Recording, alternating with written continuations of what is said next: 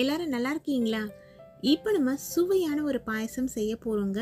இதுக்கு முன்னாடி நீங்க இது போல ஒரு பாயசம் சாப்பிட்ருக்கீங்களா அப்படிங்கிறத எனக்கு கமெண்ட்ஸ்ல சொல்லுங்க. இப்போ இந்த ரெசிபி எப்படி செய்யுதுன்னு பார்க்கலாம்.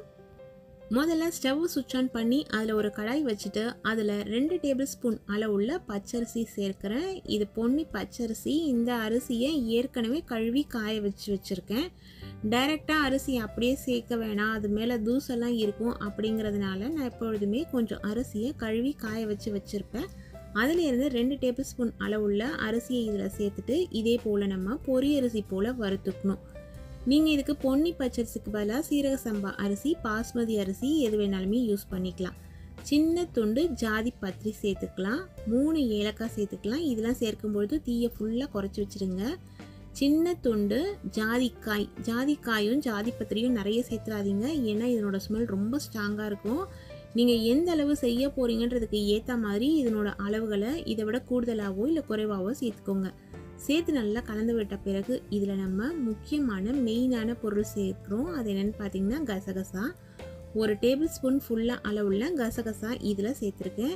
நம்ம இந்தியாவில் கசகசா கிடைக்கும். இந்தியா இல்லாத வேறு கண்ட்ரீஸ்லாம் பார்த்திங்கன்னா சில கண்ட்ரீஸில் கசகசா பேன் பண்ணியிருப்பாங்க. அந்த மாதிரி ஆளுங்களுக்கு கசகசா கிடைக்கிறதுக்கு வாய்ப்பு இல்லை. நீங்கள் இந்தியாவுக்கு வரும்போது இது போல் செஞ்சு சாப்பிடுங்க. ஃப்ரெஷ்ஷாக துருவின தேங்காய் சேர்த்துக்கலாம். ஒரு 3 டேபிள் ஸ்பூன் அளவுள்ள ஃப்ரெஷ்ஷாக துருவின தேங்காவை இதில் சேர்த்துட்டு அதையும் நம்ம லைட்டாக வறுக்க போகிறோம்.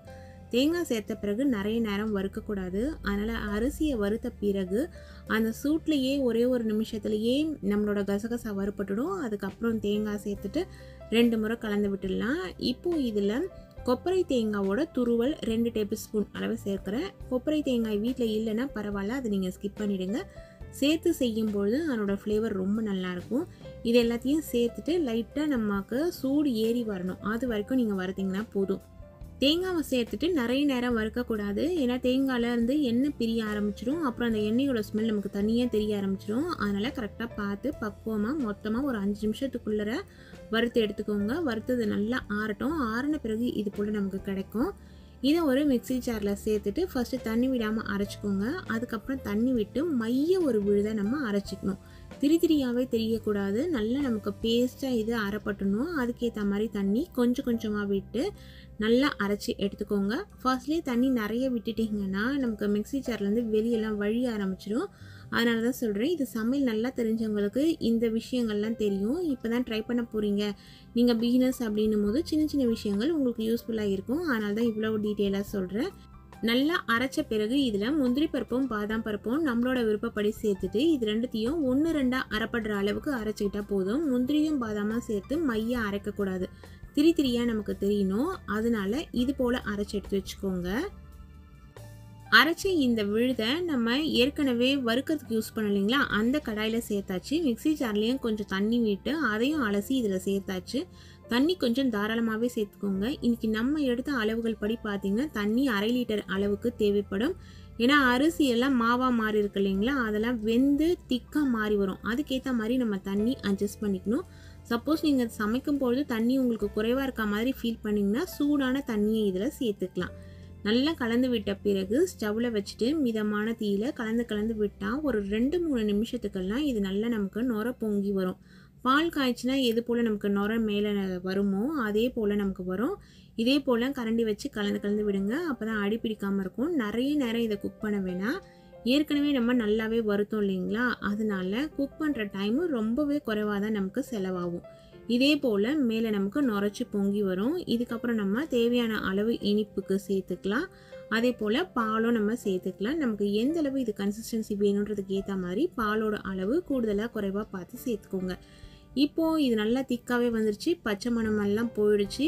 தேவையான அளவு இனிப்புக்கு சர்க்கரை சேர்க்குறேன். 100 கிராம் அளவுள்ள சர்க்கரை நான் சேர்க்குறேன். நீங்கள் உங்களோட இனிப்புக்கு ஏற்ற மாதிரி சேர்த்துக்கோங்க. வெள்ளை சர்க்கரை தான் சேர்க்கணுன்றது இல்லை, நாட்டு சர்க்கரை கூட நீங்கள் சேர்த்துக்கலாம். சேர்த்து நல்லா கலந்து விட்டுடலாம். சர்க்கரை சேர்த்துட்டு இதே போல் கலந்து விட்டால் ஒரு 2 நிமிஷத்துலலாம் சர்க்கரையோட அந்த பச்சை மணம் மாறிடும். அது வரைக்கும் நம்ம வெயிட் பண்ணணும். திரும்பவும் இதே போல் நல்லா நுரைச்சி வரும். நமக்கு சர்க்கரை சேர்த்த உடனே கொஞ்சம் நீர்த்து போன மாதிரி இருக்கும். அதுக்கப்புறம் கொஞ்சம் திக்காக மாறிடும். திக்காக மாறுற இந்த சமயத்தில் தான் நம்ம பால் சேர்க்கணும். ஏற்கனவே நல்லா காய்ச்சின பாலை சேர்த்துக்கோங்க. நல்லா காய்ச்சின பால் நல்லா திக்காக இருந்ததுன்னா சீக்கிரமாகவே நமக்கு வேலை முடிஞ்சிடும். அப்படி இல்லை இதில் சேர்த்துட்டு நீங்கள் நல்லா காய வைக்கணும்னா இதிலேருந்து எண்ணெய் பிரிய ஆரம்பிச்சிடும் தேங்காயிலேருந்து.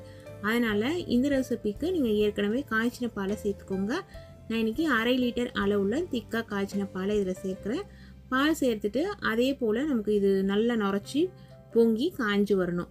ஹை ஃப்ளேம்லேயே நீங்கள் வச்சுட்டு குக் பண்ணலாம். ஒரு 2-3 நிமிஷத்துலேயே நல்லா நமக்கு நுர பொங்க வந்துடும். அதுதான் கரெக்டான கன்சிஸ்டன்சி. ஸ்டவ்வை சுவிட்ச் ஆஃப் பண்ணிவிட்டு அதுக்கு மேலே நமக்கு தேவையான அளவு நட்ஸ் எல்லாம் நீங்கள் தூவிக்கலாம். அதில் நம்மளோட விருப்பம் தாங்க. இப்போ பாருங்கள் கன்சிஸ்டன்சி எவ்வளவு நல்லா இருக்குது. இது போல் ஒரு நுரைச்சி பொங்கி வரணும். அவ்வளவு தாங்க. ரொம்ப சுவையான கசகசா பாயசம் சூப்பராக ரெடி ஆயிடுச்சு. சட்டுன்னு 10 நிமிஷத்தில் வீட்டில் இருக்கக்கூடிய வாசனை பொருளை வச்சு செய்யணும்னு நினச்சிங்கன்னா இந்த கசகசா பாயசம் செஞ்சு கொடுக்கலாம். ரொம்ப சுவையாக இருக்கும். இந்த ஃப்ளேவரில் இதுக்கு முன்னாடி இந்த பாயசம் நிறைய பேர் சாப்பிட்ருப்பீங்களான்றது தெரியல.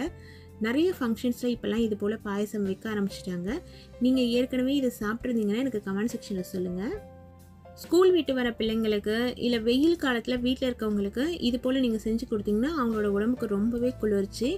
வெயில் காலத்தில் இதை நீங்கள் சூடாக குடிக்காமல் ரெஃப்ரிஜிரேட்டரில் வச்சு சில்லுன்னு மாறின பிறகு கூட குடிக்கலாம். அவ்வளவு சுவையான ஒரு பாயசம் ரெசிபியை நீங்களும் உங்கள் வீட்டில் செஞ்சு சாப்பிட்டு என்ஜாய் பண்ணுங்கள். Thank you friends.